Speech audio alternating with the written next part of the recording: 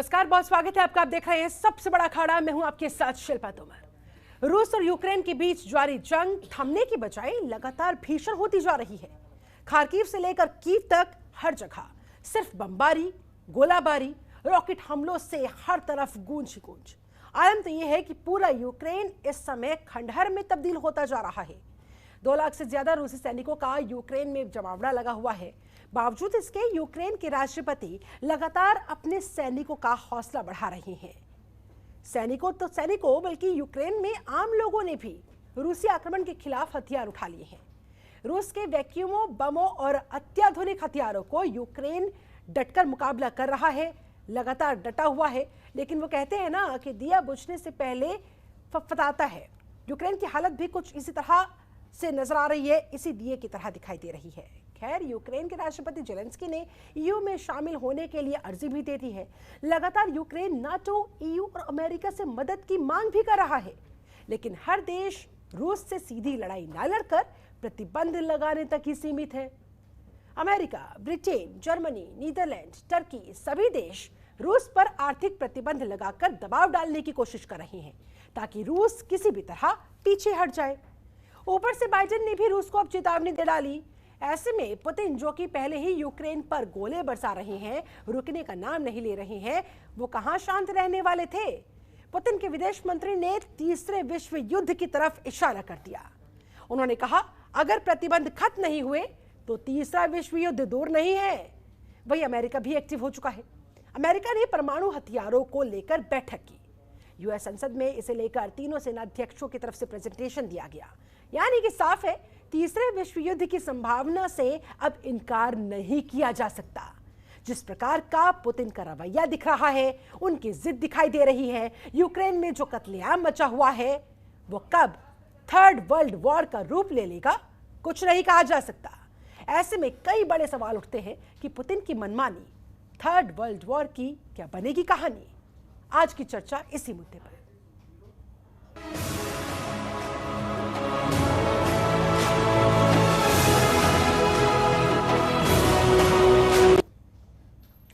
जी हाँ, कुछ और महत्वपूर्ण सवाल जिनके आज हम जवाब खोजने की करेंगे कोशिश। सवाल मसलन पुतिन की मनमानी, सबसे बड़ा सवाल तो यही है। पुतिन रुकने का नाम नहीं ले रहे हैं। हर संभव तरीके से तमाम देशों की तरफ से उनसे बात करने की, उन्हें समझाने की कोशिश हो रही है, लेकिन वो किसी की नहीं सुन रहे हैं। ऐसे में क्या तीसरे विश्व युद्ध की कहानी बनती दिखाई दे रही है। रूस अमेरिका की जंग, भारत चीन किसके साथ? पुतिन का यूक्रेन पर वार, क्या अब होगा परमाणु वार जिसका जिक्र किया जा रहा है, जिसकी धमकी दी जा रही है और रशिया खुलकर सामने आ रहा है? पुतिन की जिद थर्ड वर्ल्ड वॉर की बनी स्क्रिप्ट। बाइडेन के प्रतिबंध पुतिन को घेरने का किस तरह का है ये अमेरिकी प्रपंच? आज इन्हीं तमाम सवालों के हम जवाब खोजेंगे। हमारे साथ इस समय एक खास पैनल जुड़ा हुआ है। पैनल का मैं तारुफ आपसे करवा देती हूँ। हमारे साथ रक्षा विशेषज्ञ रिटायर्ड मेजर जनरल अनुज माथुर जी जुड़े हुए हैं। बहुत बहुत स्वागत करती हूँ माथुर साहब आपका। अश्विनी शाही जी हमारे साथ मौजूद है, बीजेपी नेता है। बहुत स्वागत है अश्विनी जी आपका। और पीयूष पंत जी हमारे साथ वरिष्ठ पत्रकार भी जुड़े हुए हैं, आपका भी बहुत बहुत स्वागत। चर्चा की शुरुआत सबसे पहले अनुज माथुर जी आप ही के साथ करूंगी। क्या वाकई में तीसरे विश्व युद्ध की घंटी बजती हुई तमाम ये जो हालात इस समय उत्पन्न है, क्या वाकई में थर्ड वर्ल्ड वॉर की तरफ इशारा करते हुए, और कितना ज्यादा तबाही भरा मंजर, कितना भयानक वो हो सकता है जहां ये विश्व इस समय जाता हुआ दिखाई दे रहा है?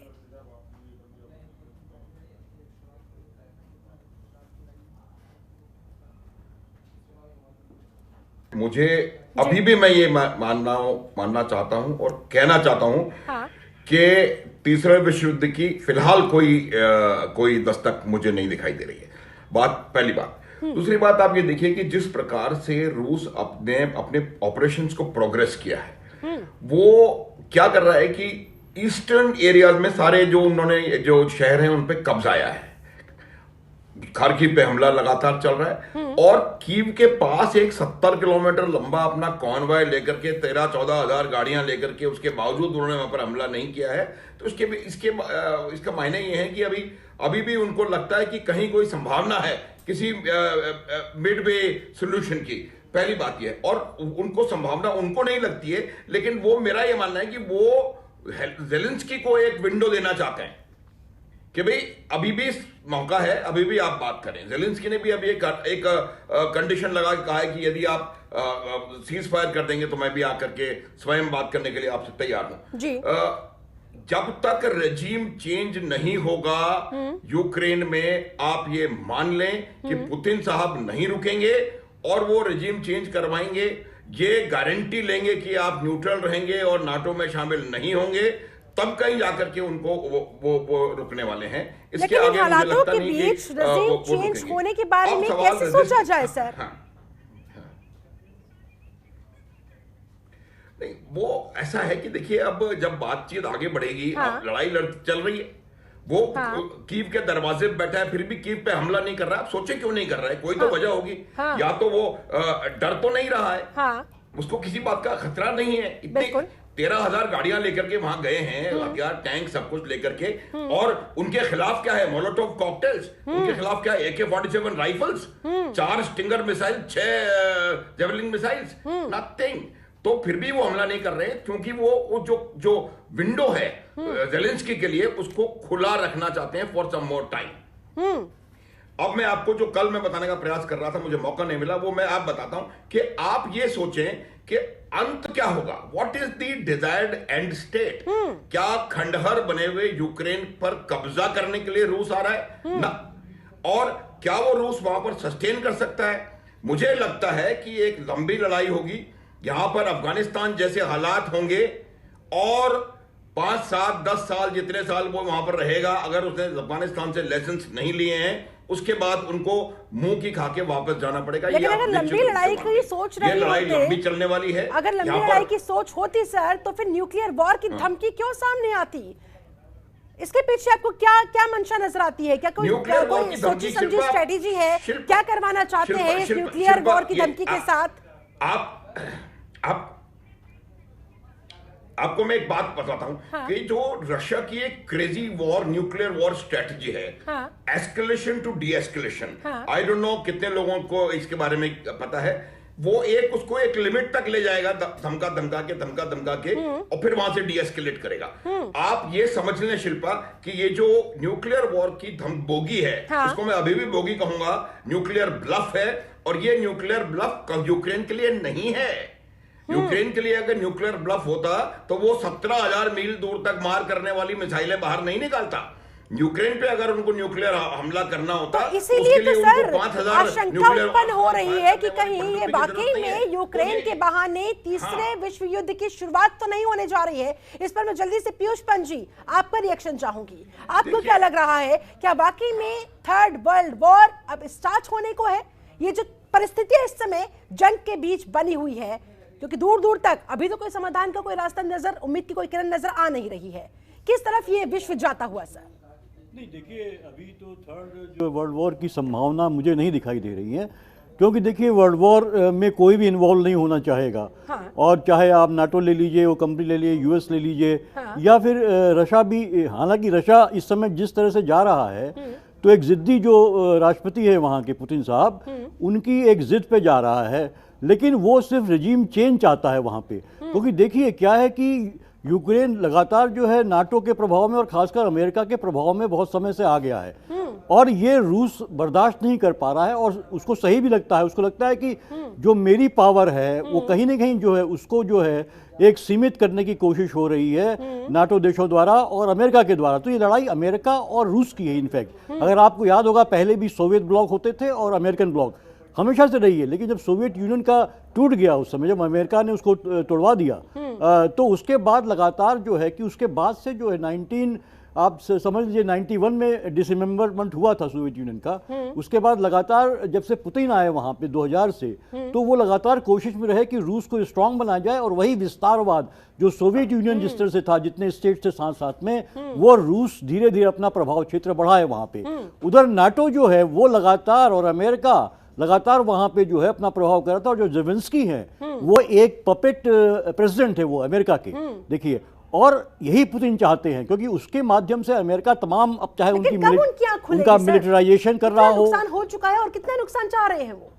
देखिए, नुकसान तो हो रहा है, बहुत नुकसान हो रहा है, और चूंकि यूक्रेन नहीं चाहता इसलिए लगातार गुहार लगा रहा है नाटो कंट्रीज की, उनसे कह रहा है, यूरोप से कह रहा है, ईयू की सदस्यता चाह रहा है कि हमें तत्काल आप एडमिट कीजिए, लेकिन डिस्ट्रक्शन हो रहा है। लेकिन देखिए, जब आप जिद पे होते हैं और जब इस तरह के आपको लगता है कि नहीं हमारा तो मकसद पूरा होना चाहिए, तो उस तरह से जो है एक जो तानाशाह टाइप की आपकी प्रवृत्ति अगर हो जाती है तो इस तरह की चीजें होती हैं। हम देख रहे हैं डिस्ट्रक्शन ऑफ सिटीज हो रही है। देखिए, खूबसूरत जो बिल्डिंग्स है वहाँ की जो है वो तमाम बर्बाद हो रही हैं। वहाँ के जो है दूरदर्शन के टावर बर्बाद हो गए हैं, वहाँ के एयरपोर्ट पे भी काफी कुछ हमला होने जा रहा है। तो लेकिन ये जब इस तरह के युद्ध छिड़ते हैं या कब्जा की बात है, मेनली ऑक्यूपेशन की बात है, रूस उस पर ऑक्यूपाई करना चाहता है। देखिए 2014 में उसने शुरू किया था आपका, वहां से लेके फिर अब वो चाहता है कि पूरा उस इलाके में जो है अपना कब्जा बना ले वो। तो ये है, मुझे अभी तीसरा युद्ध दिखाई नहीं देता है, क्योंकि देखिए अभी कोरोना काल में 2 साल पेंडेमिक के पूरे विश्व की अर्थव्यवस्थाएं चरमरा गई हैं। अब ये भी, इसके पीछे भी एक खेल ऑयल का भी है, इसको जरा समझिएगा आप शिल्पा जी। देखिए ये ऑयल का भी है, अमेरिका ये भी चाहता है कि देखिए पाइपलाइन की बात हो रही है, अमेरिका चाहता है कि, क्योंकि अमेरिका और रूस 2 सबसे बड़े जो है ऑयल सप्लायर हैं और रूस लगातार अपनी ताकत बढ़ाता जा रहा है ऑयल के माध्यम से। कहीं ना कहीं अमेरिका चाहता है कि रूस को जो है कमजोर बनाया जाए इस पे भी, और उस पे कब्जा किया जाए। और इसलिए अमेरिका ये भी चाहता है कि जितना लंबा खींच सके ये युद्ध खींचे, ताकि उतना ही कमजोर रशिया होता चला जाए। निश्चित रूप से, नहीं तो इतनी लंबा खींचता नहीं। देखिए जेलेंस्की का बस का नहीं था इतना लंबा खींच पाना।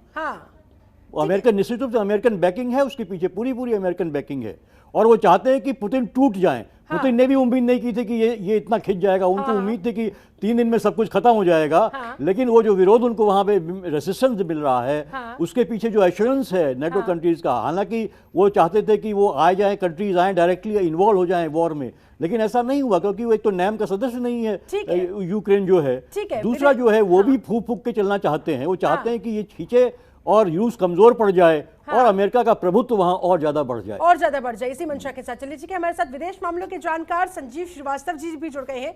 संजीव जी, बहुत बहुत स्वागत करती हूँ आपका। संजीव जी, रशिया ने संभवतः सोचा होगा 2-3 दिन के बाद शायद से यूक्रेन डर जाएगा, बैकस्टेप कर लेगा, मान जाएगा, रिजीम वहां पर चेंज हो जाएगी, लेकिन यूक्रेन जिस तरह से आंखों में आंखें डालकर रशिया के साथ लोहा ले रहा है, हालांकि सवाल यह है कि कब तक टिका रहेगा यूक्रेन, लेकिन दूसरी तरफ युद्ध की ये परिस्थितियां पूरे विश्व की इकोनॉमी को साथ ही साथ किस तरफ आगे ले जाती हुई? यदि रशिया ने ऐसा सोचा था कि वो कुछ ही दिनों में कीव पे कब्जा कर लेगा, तो मेरे ख्याल है कि उसका असेसमेंट गलत था। और रशिया के राष्ट्रपति व्लादिमीर पुतिन का ये जो रशिया के ऊपर, यूक्रेन के ऊपर जो अटैक करने का जो उनका ये निर्णय है, ये उनके लिए बहुत ही घातक साबित हो सकता है। ये स्पष्ट रूप से दिखाई देता है।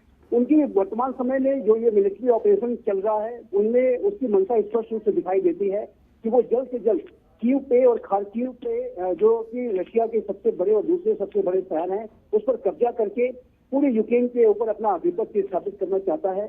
फिर वहां पर वो अपनी ऐसी सरकार को इंस्टॉल करेगा जो इसके द्वारा कंट्रोल सरकार हो। वहां के आम नागरिकों के बीच में वो जरूर इस तरीके के पोस्टर दिखा सकता है कि वो उनका शत्रु नहीं है और अपने आप को वहां पे एक रूल करने वाली स्थिति में लाना चाहेगा। लेकिन जिस तरीके से रशिया ने ये हमला किया है और जिस तरीके से वर्तमान समय में यूक्रेन की फोर्सेस उसे रिस्पॉन्ड कर रही हैं और आम लोग जिस तरह से हथियार उठा रहे हैं, ऐसे में ये जो पूरा युद्ध है ये लंबा समय तक खींचने वाला है। ये वहां पे इंसर्जेंसी के हालात पैदा होंगे। वहाँ जो लोग हथियार उठाएंगे, जो लोग रशियन ऑक्यूपेशन के विरुद्ध लड़ाई लड़ेंगे, उनको अमेरिका और नेटो लगातार मिलिट्री सपोर्ट प्रोवाइड कराएंगे, मिलिटरली इक्विप भी करेंगे, इकोनॉमिकली सपोर्ट देंगे। और ये पूरी जो सिचुएशन है वो उसी तरीके की हो सकती है जैसे कि इराक और अफगानिस्तान में देखी गई थी। तो ये रशिया के लिए बहुत ही बड़ी इसकी नतीजे भुगतने पड़ सकते हैं, ये स्पष्ट रूप से दिखाई देता है। जहां तक अंतर्राष्ट्रीय समुदाय के और अमेरिका और यूरोपियन देशों के एक्शन की बात है, तो ये एक्शन आप देखेंगे कि आने वाले समय में और अधिक सख्त होंगे, क्योंकि ये अमेरिका की भी क्रेडिबिलिटी का प्रश्न है। ताइवान भी देख रहा है, जापान भी, कोरिया भी, फिलीपींस भी, जो अमेरिका की जो एलाइज हैं वो देख रहे हैं, उसके पार्टनर्स देख रहे हैं कि किस तरीके से अमेरिका इसको रिस्पॉन्ड करता है। यदि अमेरिका का रिस्पॉन्ड वीक हुआ तो फिर ताइवान के अंदर, जापान के अंदर, साउथ कोरिया के अंदर ये आशंकाएं व्यक्त हो जाएंगी, घिर जाएंगी कि यदि उनके ऊपर ऐसी कोई सिचुएशन पैदा हुई तो क्या अमेरिका ऐसे ही रिस्पॉन्ड करेगा। तो अमेरिका को भी ये दिखाना है कि वो एक सख्त रिस्पॉन्स करेगा, जो रूल्स बेस्ड इंटरनेशनल ऑर्डर को बनाने की, उसे अपहोल्ड करने की वो बात करता है, उसके लिए वो पूरा प्रयास करेगा। इंडिया का क्या कुछ रोल रह सकता है वहां फंसे हुए भारतीय नागरिक, भारतीय छात्रों को बाहर निकालने के अलावा? क्या हम लोग कुछ और कर सकते हैं या हमें गो विद द फ्लो के साथ ही जाना होगा? जी, आप क्या मुझसे ये पूछ रहे हैं? हाँ, संजीव जी, हाँ जी, देखिए जहाँ तक आऊंगी माथुर साहब, उसके बाद आपके पास आऊंगी।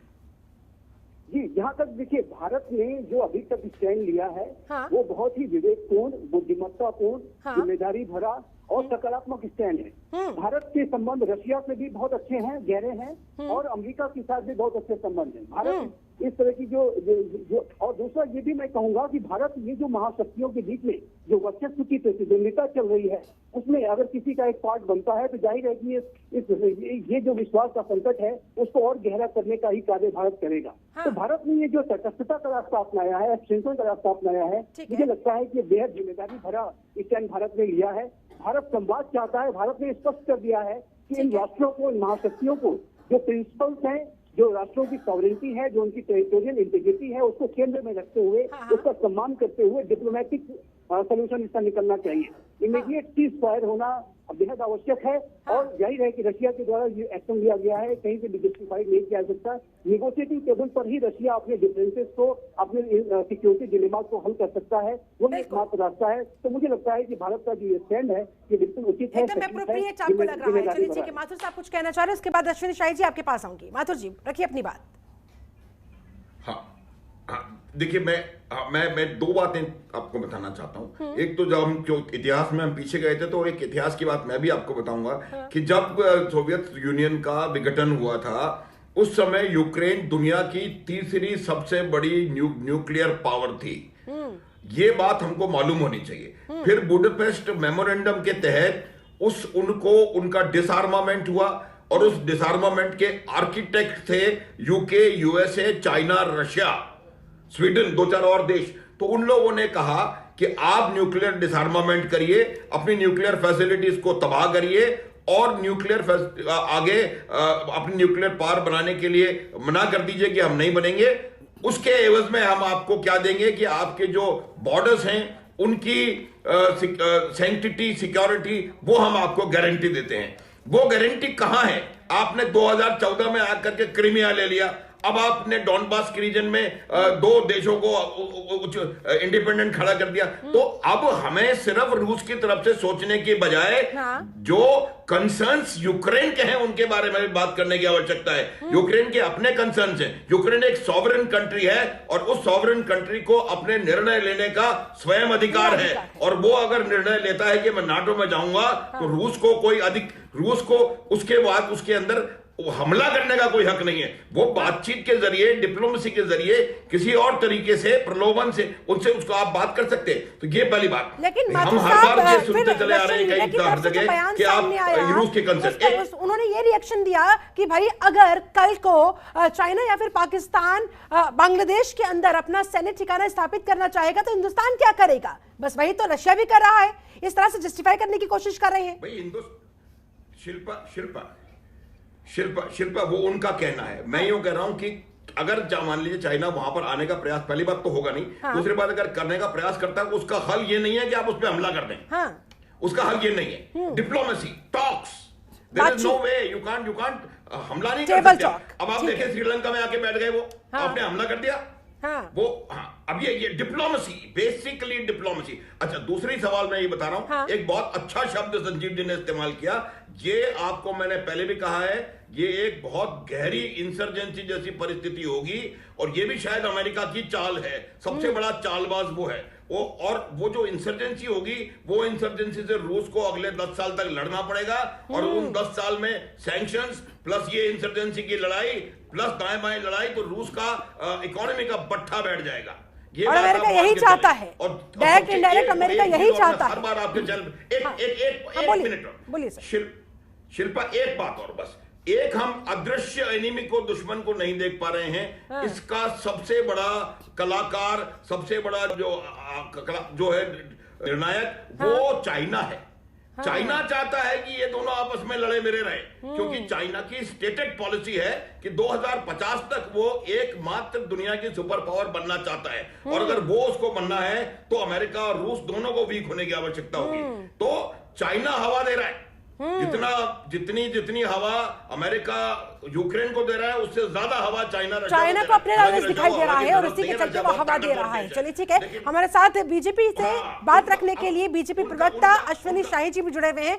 शाही साहब, ठीक है, जैसे कि संजीव श्रीवास्तव जी ने कहा कि हिंदुस्तान जिस तरह से इंटरवीन कर रहा है या फिर जिस तरह से फूक फूक कर कदम रख रहा है, पूरी तरह से वो एप्रोप्रिएट इस समय दिखाई दे रहा है। लेकिन ऑपरेशन गंगा, आज तमाम देशवासी आपको सुन रहे हैं, वो तमाम पेरेंट्स आपको सुन रहे हैं जिनके बच्चे अभी भी वहां पर फंसे हुए हैं। जो बच्चे आ गए हैं वो लोग आपको दुआएं दे रहे हैं, लेकिन जिनके बच्चे अभी भी वहां पर फंसे हुए हैं, उनकी एक एक सांस अटकी हुई है। उन्हें क्या कहेंगे सर आप, कैसे उन्हें आश्वस्त करेंगे? इस समय दहशत के माहौल में है वो लोग। शिल्पा जी, देखिए, अभी थोड़ी देर पहले जो है एमईए का एक प्रेस हुआ है और उसमें बहुत स्पष्ट तरीके से बताया गया है कि जो हमारे फंसे हुए हैं उनको निकालना हमारी प्राथमिकता है। 17,000 से ज्यादा लोग निकाले जा चुके हैं यूक्रेन से, जिसमें लगभग 3550 के आसपास बच्चे हिंदुस्तान में आ चुके हैं। हमारे देश के 4 माननीय मंत्री इस समय 4 देशों में जमे हुए हैं उनको निकालने के लिए ही। वो जाकर वहां उनसे स्थितियों को जो है काबू में कर रहे हैं, जिनमें एक अगर वीके सिंह साहब को देखा जाए तो उनको इस इवैक्यूएशन का एक बढ़िया अनुभव भी रहा है और सफल इवैक्यूएशन भी किया है उन्होंने पीछे। तो आज बाकी जहां से, खार्किव से, चाहे जहां भी लोग फंसे हुए हैं, उनको निकलने की बात है। एक सेफ पैसेज रूस ने, देखिए, आज भारत की जो तटस्थ नीति है, इसके वजह से रूस ने इंडिया से बोला है कि अपने लोगों को पहले आप निकाल लीजिए। हाँ। हम उन रास्तों पर हमला नहीं करेंगे, और उसमें से हम 9 साढ़े 9 बजे रात तक का समय उन्होंने दिया है कि आप निकालिए किसी तरीके से जो लोग भी वहां फंसे हुए हैं। तो आज भारत की जो स्थिति है, भारत एक जो है तटस्थ होने के साथ, क्योंकि देखिए रशिया के साथ हम तटस्थ हैं, मित्र देश है हमारा, यूक्रेन को हम मदद भी कर रहे हैं, देखिए दवाइयां या सब कुछ हमने भेजा है। आज भारत की स्थिति डिप्लोमेटिकली हो या जो भी हमने अपना रुख अख्तियार किया है, विश्व में हमको उसने मजबूत ही बनाया है, क्योंकि हम किसी के साथ नहीं गए हैं। तो कल को हो सकता है कि पंच की भूमिका में भी भारत को आना पड़े, क्योंकि दोनों देश भारत से बात कर रहे हैं, और भारत एक देश के साथ अगर हम जाएंगे तो मामला गड़बड़ हो सकता है। तो इस वजह से आज भारत बहुत अच्छे स्थिति में शांति से देख रहा है। और हाँ। जो अभी माथुर साहब ने चाइना की बात की, हाँ। वो एकदम सत्य है। चाइना भी चाह रहा है कि रशिया कमजोर हो, अमेरिका कमजोर हो। तो 2 महान शक्तियों के बीच का युद्ध ये है, जिसका अखाड़ा और मैदान इस समय यूक्रेन बना हुआ है। देखिए, यूक्रेन ने कभी भी पलटकर वार करने की बात कभी नहीं की, न किया उन्होंने। वो सिर्फ अपने को रक्षा कर रहे हैं, और रक्षा करते हुए अपने देश को किसी तरीके से खींच रहे हैं। हाँ। भारत इस मामले को पूरी तरीके से देख रहा है, और जितने भी लोग फंसे हुए हैं, मैं अभी भी आश्वस्त करता हूं कि एक हिंदुस्तान ऐसा देश है जिसने इतने बड़े पैमाने पर रेस्क्यू ऑपरेशन चलाया, इवैक्यूएशन चलाया है। नहीं तो पाकिस्तानी बच्चे वहां रो रहे हैं, अमेरिका ने कह दिया कि हम निकालेंगे नहीं आपको, कुछ बात ही नहीं की। तो इतने बड़े बड़े देश अगर नहीं निकाल रहे हैं और भारत उसमें निकाल रहा है, तो यानी कि भारत इस लेकिन शाहिद साहब, कुछ बच्चों की कंप्लेंट्स भी सोशल मीडिया पर हमने देखी कि किस तरह से वो कह रहे हैं कि कुछ अधिकारी फोन नहीं उठा रहे हैं या फिर मैसेजेस का रिप्लाई नहीं कर रहे हैं। आप उन्हें क्या कहना चाहेंगे, कैसे आश्वस्त करेंगे कि ये जो नई टीम वहां पर भेजी गई है, इस टीम के संबंधित तमाम जो लोग वहां पर इस समय धरातल पर उतरकर काम कर रहे हैं, वो किस तरह से उन्हें अप्रोच करे, किस तरह से उन तक मदद पहुंचे? शिल्पा जी, हर देश का जो है एक एक नंबर आप ही लोग अपने अपने चैनलों पर फ्लैश कर रहे हैं, पूरे हर जगह फ्लैश किया हुआ है। और अधिकारी नंबर उठाने की बात, देखिए इतने 16, 17, 18 हजार लोग हैं, उसमें से अगर टीम बना कोई फोन करता है तो अधिकारियों की भी एक लिमिटेशन है। हाँ। वो भी इवैक्यूएशन में ही लगे हुए हैं, ऐसा नहीं कि वो वहां बैठकर जो है गप्पे लड़ा रहे हैं। उनके सामने भी बहुत प्रश्न है कि कैसे निकाला जाए, कैसे हम अपने लोगों को सेव कर ले जाएं। और आज जब 4 माननीय मंत्री वहां गए हैं, तो सारे अधिकारी भी और अटेंशन की मुद्रा में आकर और जो है तीव्र गति से इस इवैक्यूएशन हैं, और जिसमें हम लगभग तभी कुल मिलाकर पैनिक की स्थिति से बचे। पैनिक ना तो हो, ना अपने आसपास लोगों को होने दे, समझदारी के साथ काम ले। इवैक्यूएशन का काम तेजी के साथ वहां पर चल रहा है। संजीव श्रीवास्तव जी, आपका रुख करूंगी। हालांकि ज्यादातर लोग अभी यही मानकर चल रहे हैं कि तीसरे विश्व युद्ध जैसी स्थिति बनती हुई दिखाई नहीं दे रही है, लेकिन फिर आप ये बताएं कि रशिया की तरफ से, खास तौर पर रशिया के विदेश मंत्री अगर ये कह दे, धमकी दे दे न्यूक्लियर वॉर की, न्यूक्लियर यानी कि परमाणु हथियार को चलाने की, कि वो खुलकर इस्तेमाल होंगे, तो फिर क्या समझा जाए सर? विदेश मंत्री कोई छोटी मोटा पद तो होता नहीं है, और युद्ध के बीच इस तरह का बयान सामने आना जाहिर सी बात है पूरी दुनिया को चिंतित कर जाता है। तो अगर हम इसे उसकी सीरियसनेस को नहीं अगर समझ पाए, कहीं ऐसा ना हो कल जाकर बहुत देर हो जाए। देखिए, ये जो रशिया की तरफ से परमाणु हथियारों का डिफरेंस दिया जा रहा है, उसकी धमकी दी जा रही है। हाँ। ये मेरा ऐसा ये रशिया ऐसा इसलिए कर रहा है क्योंकि चाहे वो रशिया के राष्ट्रपति व्लादिमीर पुतिन हो, चाहे वहाँ के विदेश मंत्री सर्गेई लैवरोव हो, चाहे रशिया का जो पूरा एस्टेब्लिशमेंट है, वो इस बात को अच्छी तरह से जानता है कि जो रशिया की जो मिलिट्री माइट है वो अमेरिका और नेटो तथा यूक्रेन के भी ज्वाइंट जो मिलिट्री माइट के सामने बहुत कम है। और रशिया ये जो मिलिट्री माइट का जो गैप है वो अच्छी तरह से इसको समझता है। आपने अभी देखा होगा कि हाल के समय में ही रशिया के राष्ट्रपति व्लादिमीर पुतिन ने स्वयं इस बात को स्वीकार किया था कि जो अमेरिका और नेटो की जो शक्ति है उसके मुकाबले रशिया की शक्ति काफी कम है। ऐसे में वो अमेरिका और नेटो के समक्ष, यूक्रेन के समक्ष अपने डिफेंस पोस्चर को, अपनी पोजीशन ऑफ स्ट्रेंथ को स्ट्रांग दिखाने के लिए वो समय समय पर न्यूक्लियर हथियारों की भी धमकी दे डालते हैं। लेकिन राष्ट्रपति पुतिन इस बात को अच्छी तरह से जानते हैं कि परमाणु युद्ध का मतलब क्या होता है। परमाणु युद्ध का मतलब जो म्यूचुअली एश्योर्ड डिस्ट्रक्शन की जो बात है, वो राष्ट्रपति पुतिन स्वयं इस बात को समझते हैं। वो वहाँ की सोवियत यूनियन की खुफिया एजेंसी KGB के टॉप स्पाई रह चुके हैं। वो सभी जो इस तरीके की जो स्थितियों को अच्छी तरह से समझते हैं। तो ऐसे में मुझे नहीं लगता कि ये जो बयान दिए जा रहे हैं, चाहे वो राष्ट्रपति पुतिन ने स्वयं ऐसे इस तरह के रेफरेंस दिए या आज जो सर्गेई लैवरोव के द्वारा जो बात की गई है, वो सिर्फ अमेरिका और नेटो के समक्ष अपनी पोजीशन ऑफ स्ट्रेंथ को सशक्त दिखाने की रणनीति का हिस्सा है। न्यूक्लियर वेपन्स का इस्तेमाल का मतलब सर्वविनाश होगा, ये रशिया जानता है। रशिया बहुत ही कैलकुलेटेड तरीके से अपने डिफेंस पोस्चर को सशक्त दिखाने की कोशिश कर रहा है। दूसरा मैं ये कहूंगा कि रशिया ने यूक्रेन पर तो हमला कर दिया है, क्योंकि अभी नेटो और अमेरिका की जो स्टेटेड पॉलिसी है कि जब तक नेटो की किसी भी डायरेक्ट मिलिट्री हमले की जद में नहीं आएंगी, तब तक अमेरिका और नेटो है वो कोई डायरेक्ट मिलिट्री रिस्पांस रशिया के विरुद्ध नहीं करेंगे।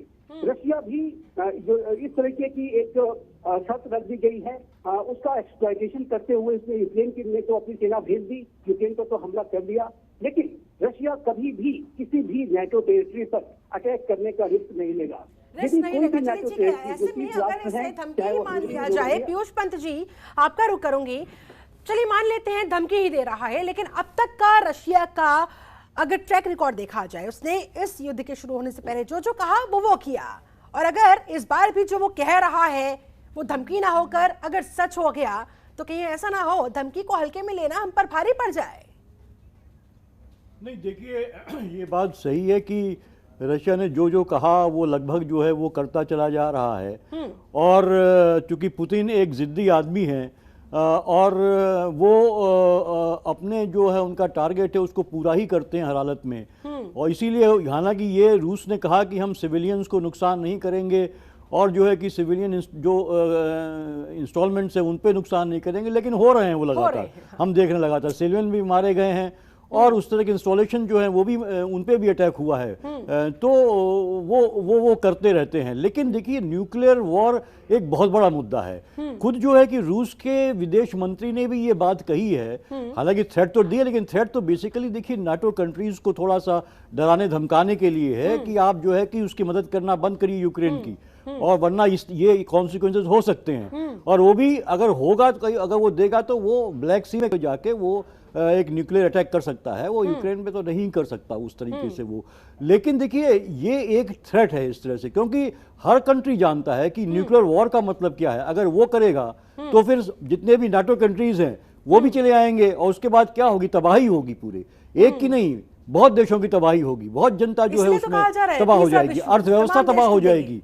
तो जिस मकसद से ये सब अपना विस्तारवाद फैला रहा है रूस या अमेरिका, आर्थिक संप्रभुता को हासिल करने के लिए, या चीन जो पीछे से कर रहा है बैकडोर से, तो ये तमाम चीजें सेल्फ डिफीटिंग हो जाएंगी अगर एक न्यूक्लियर वॉर छिड़ता है तो उसमें किसी का भला नहीं है। ये इशारा किया है रूस के विदेश मंत्री ने भी कि ये बहुत ही जो है डिवेस्टेटिंग होगा अगर होगा तो ये एक इशारा ये भी है कि हम आपको खतरे से आगाह कर रहे हैं, इसलिए आप जो है रूस जो अपना कंसर्न दिखा रहा है उसको देखिए और यूक्रेन को बैकअप करना छोड़िए।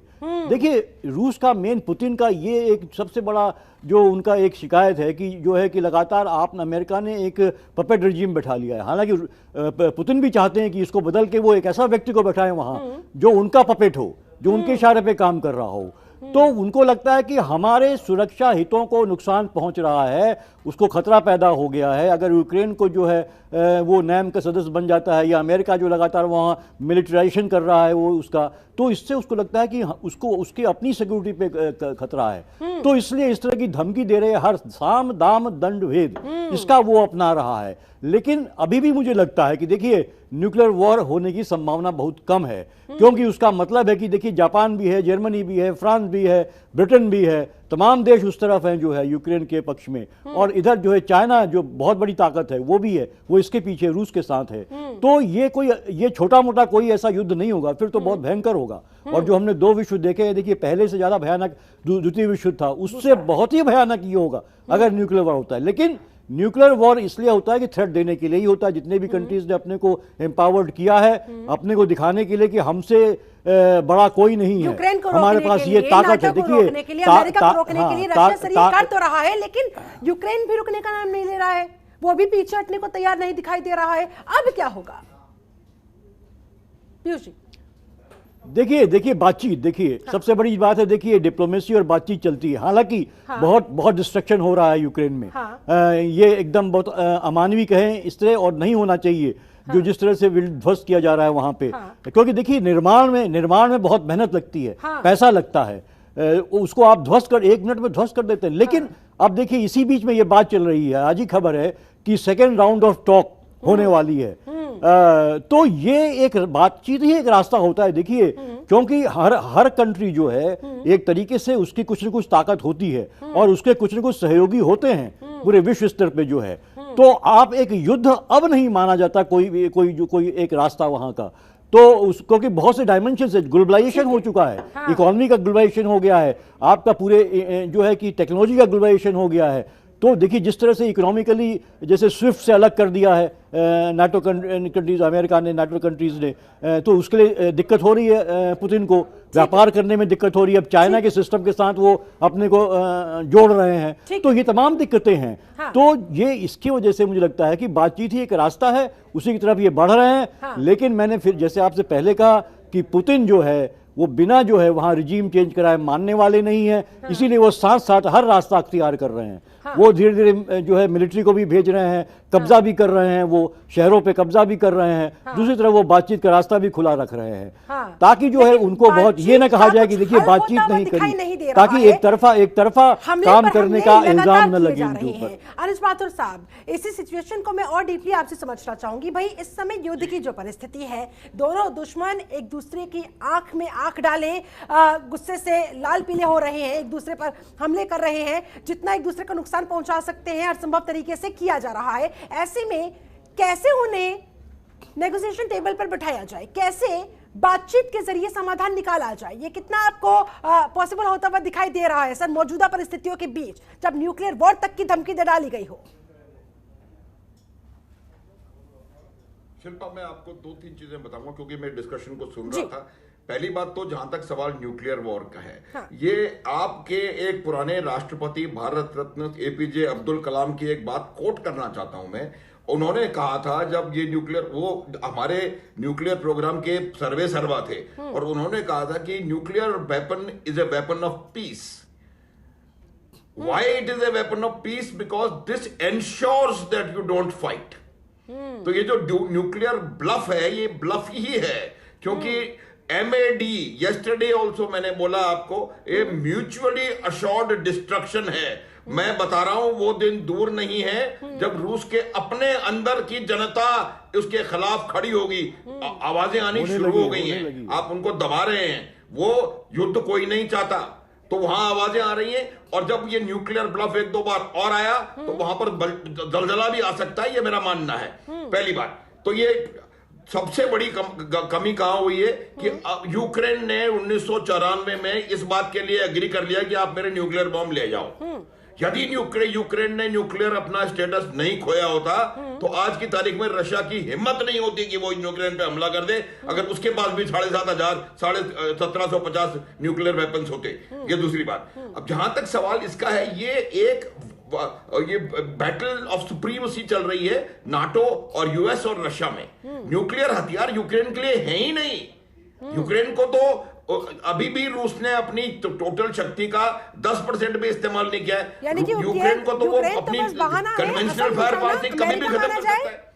सुपर पावर अमेरिका, हाँ अमेरिका एब्सोल्युटली। और वो निशाना कंधा रूस है और निशाना साध चीन रहा है।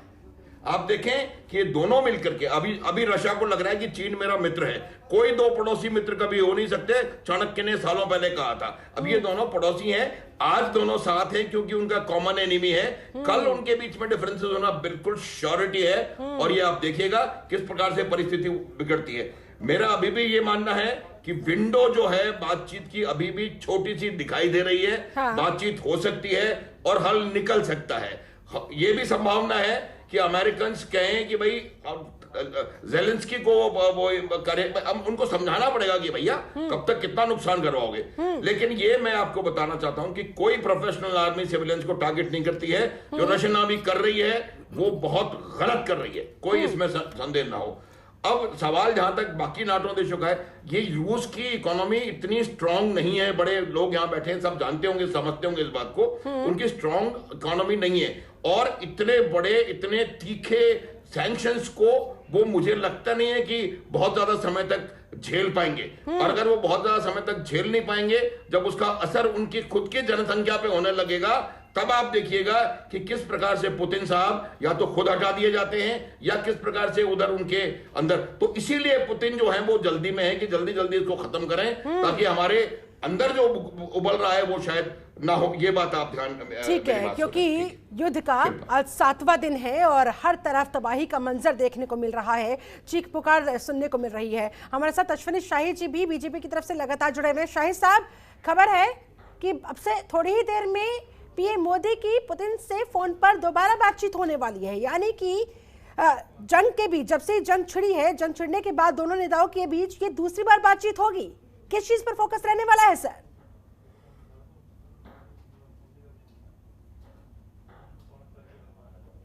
ये जो 6 घंटे का पैसेज दिया था रशिया ने कि अपने लोगों को निकाल लीजिए, और सबसे बड़ा मुद्दा यही होगा कि हमारे जो नागरिक हैं उनको निकलने का और समय दिया जाए।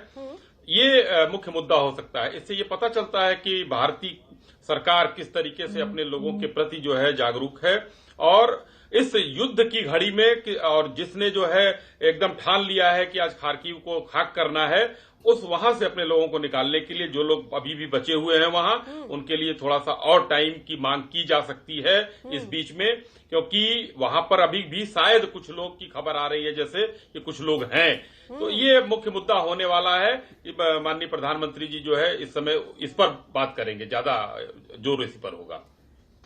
ठीक है, यानी कि जल्द से जल्द तेजी के साथ जितना पॉसिबल हो सके वहां से भारतीयों को इवैक्यूएट किया जा सके, वापस हिंदुस्तान लाया जा सके। इसके अलावा एक और मसला है जो देखिए, जो मिसाइल जो है वो एक जो डिफेंस वेपन्स है, वो भी खतरे में आ रहे हैं। जो रूस और भारत का जो समझौता है, और बहुत कुछ जो डिफेंस वेपन्स हैं वो रूस जो है वो भारत को दे रहा है, तो उसको लेके भी बातचीत होगी। वो एश्योरेंस भारत चाहता है कि उस मामले में कोई डिसरप्शन ना हो और कोई कहीं वो बीच में लटक न जाए, क्योंकि जिस तरह से सैंक्शंस लगा रहा है अमेरिका, तो उसकी वजह तो ये बात भी मुझे लगता है कि बहुत महत्वपूर्ण होगी। और जहां तक बच्चों का है लाने का, वो बात सही है, लेकिन उसमें बहुत देर हो गई। सरकार उस तरह से भारत की, मैं ये कहना चाहूंगा एक पत्रकार होने के नाते, कि सरकार ने बहुत देर करी है, ढिलाई बरती है और ज्यादा अपना जो पब्लिसिटी ज्यादा करी है।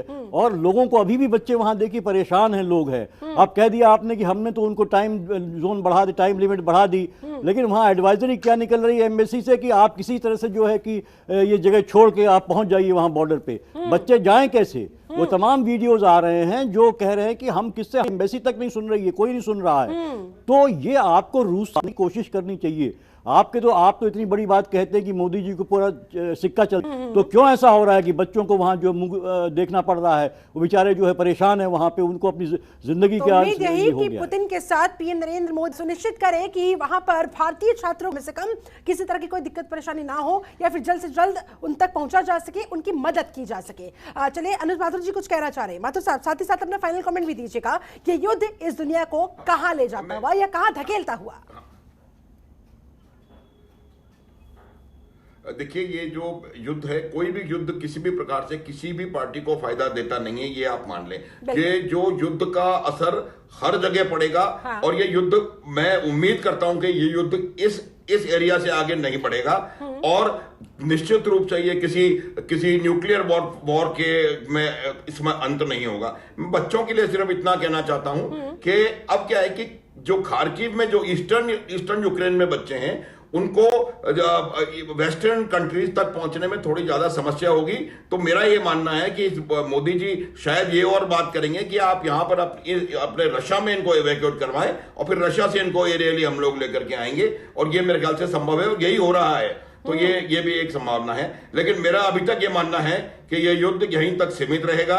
रूस अपना जो इनका स्टेटेड एम है उसको हासिल करेगा, रिजीम चेंज करवाएगा, और फिर ये इसको किसी प्रकार से शांति यहां पर हो सकती है। ठीक है संजीव श्रीवास्तव जी, जाते जाते आपका फाइनल कमेंट सर, आपको क्या उम्मीद नजर आ रही है, किस तरह की भविष्य की बड़ी तस्वीर दिखाई दे रही है, क्या होने जा रहा है? जी देखिए, पहले मैं ये प्राइम मिनिस्टर मोदी की जो प्रेसिडेंट पुतिन से जो बात होने वाली है, हाँ? उसमें ये बिल्कुल स्पष्ट है कि वर्तमान समय में भारत सरकार की सर्वोच्च प्राथमिकता ये है कि वो अपने नागरिकों को सुरक्षित स्वदेश वापस लाए, और उसके लिए जैसा कि माथुर साहब ने कहा कि अल्टरनेट रूट्स भी तलाशने की संभावना बन सकती है। यदि रशिया के माध्यम से भी इस बातचीत के माध्यम से कोई रास्ता निकल सकता है तो वो एक बहुत ही अच्छी स्थिति होगी। तो ये मुझे लगता है कि एक भारत सरकार की सर्वोच्च प्राथमिकता है। ऑपरेशन गंगा चलाया जा रहा है। जहां तक ओवरऑल युद्ध की बात है शिल्पा जी, मुझे ऐसा लगता है कि नेगोशिएटिंग टेबल पर रशिया आएगा। हाँ। रशिया को नेगोशिएटिंग टेबल पर लाने के लिए जो उसके ऊपर दबाव बनाया जा रहा है उसका असर होगा। मैं बिल्कुल सहमत हूँ माथुर साहब से कि रशिया के ऊपर जो सैंक्शंस लगाए जा रहे हैं, जो सीवियर इकोनॉमिक सैंक्शंस लगाए जा रहे हैं, उसको रशिया शॉर्ट टर्म में तो जरूर झेल सकता है, लेकिन उसके मीडियम और लॉन्ग टर्म में उसके काफी गंभीर नतीजे उसे भुगतने पड़ सकते हैं। आपने नॉर्थ कोरिया और ईरान का एग्जाम्पल देखा कि कई राष्ट्र लगातार इस बात की कोशिश करते हैं कि कैसे इंटरनेशनल कम्युनिटी उनके ऊपर सैंक्शंस को कम कर दे। तो सैंक्शंस के असर होते हैं, ये मीडियम टू लॉन्ग टर्म में रशिया को इसका पता चलेगा। अभी शॉर्ट टर्म में जरूर वो झेल सकता है, लेकिन अल्टीमेटली उसे नेगोशिएटिंग टेबल पर आना होगा, सीज फायर करके एक अपनी फोर्सेस को विथड्रॉ करना होगा। और मुझे मेरी ऐसी उम्मीद है, लेकिन उसको भी लेकर सर वो धमका रहा है, कह रहा है या तो प्रतिबंध वापस लीजिए वरना बुरा अंजाम भुगतने के लिए तैयार रहिए। देखिए अब अभी ये जो रशिया का जो एग्रेसिव पोस्चर है, हाँ? इस पोस्चर से तो ये बहुत अधिक समय तक सस्टेन नहीं कर पाएगा। ये बात बिल्कुल स्पष्ट है शिल्पा जी। रशिया का ये जो एग्रेसिव पोस्चर है उसकी रणनीतियों का भी हिस्सा हो सकता है। उसे नेगोशिएटिंग टेबल पर आना होगा और वही एकमात्र रास्ता है। वही एकमात्र रास्ता है और वही एक्चुअली में होना भी चाहिए। पीयूष पंत जी, जाते जाते आपका फाइनल कमेंट सर। देखिए, बातचीत ही एक रास्ता ऐसा होता है जो बड़ी से बड़ी समस्या को भी सुलझा देता है। वो मुझे लगता है, हालांकि हालात विपरीत हैं बातचीत के, लेकिन बातचीत की विंडो खुली रखनी चाहिए और वो हो भी रहा है। तमाम इसके बावजूद जो है अब दूसरी दौर की बातचीत होने वाली है। हमने देखा चाइना और इंडिया के संदर्भ में भी जो हुआ उसमें लगातार जो है हम कई दौर की बातचीत करते रहे, तब जाके हम जो है एक कहीं न कहीं जो समझौते पे पहुंचे उस चीज को। हाँ। तो बातचीत का रास्ता ही एक जो है कि वो सही रास्ता होता है। डिप्लोमेटिकली आप बात करिए, और देशों को, अमेरिका से भी बात करनी चाहिए भारत को, कि अमेरिका को भी बात करनी चाहिए।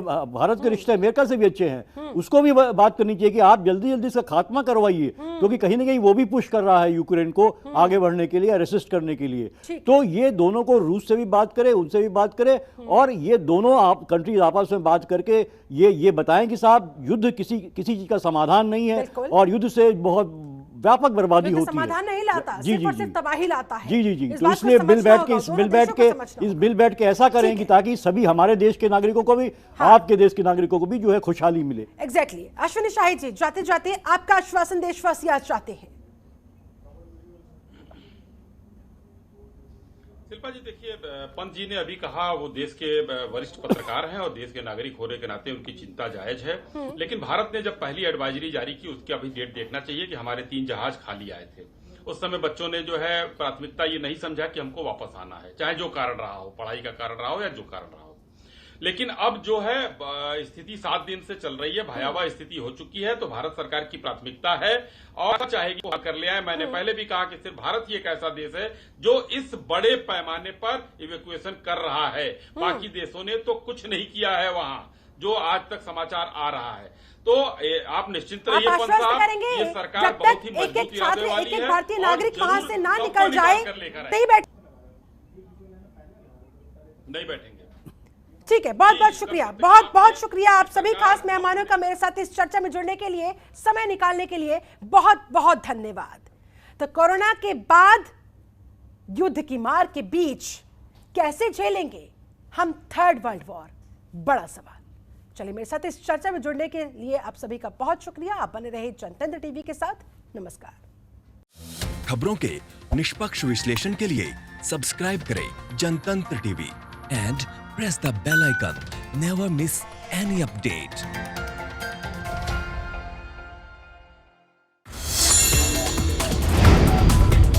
Download the Janatantra TV app, available on Google Play and App Store. Download it now.